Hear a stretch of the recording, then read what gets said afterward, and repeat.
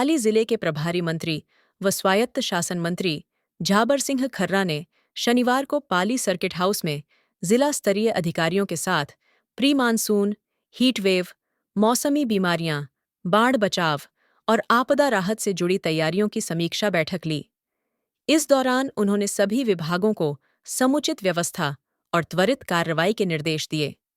बैठक में मंत्री खर्रा ने विशेष रूप से जल, बिजली, चिकित्सा, सार्वजनिक निर्माण और नगर निकायों की तैयारियों की जानकारी लेते हुए निर्देश दिए कि संभावित बाढ़ या अतिवृष्टि की स्थिति में मड पंप की व्यवस्था, नालियों की सफाई और अतिक्रमण हटाने की कार्यवाही समय रहते की जाए। उन्होंने मौसमी बीमारियों से बचाव के लिए चिकित्सा सुविधाओं की मजबूती पर जोर देते हुए अस्पतालों में वाटर कूलर व एसी की व्यवस्था सुनिश्चित करने को कहा। बांगड़ चिकित्सालय में चल रहे सीवरेज कार्य और वहां की संसाधन स्थिति की भी समीक्षा की गई।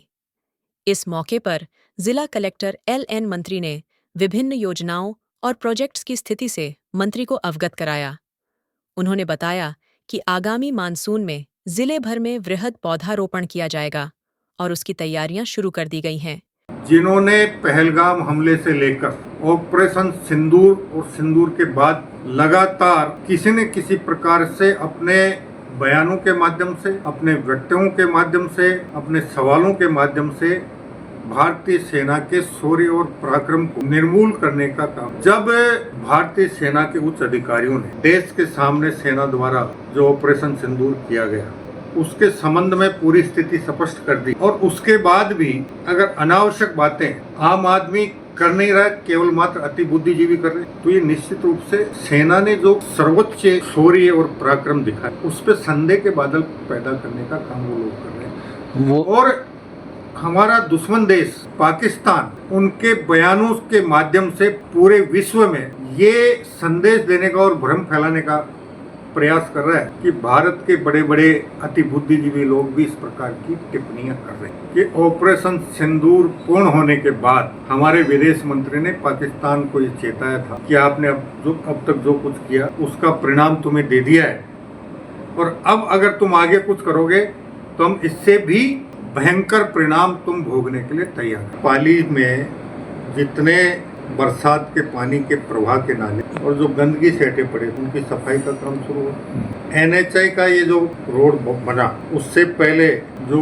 बरसात के मौसम में जल प्रवाह था उसको कुछ जगह नाले को बाधित कर रखा था, नाले को भी वापस शुरू कर दिया गया और बाकी जितने भी नाले बचे हुए उनकी सफाई का काम भी तेजी के साथ चल रहा है।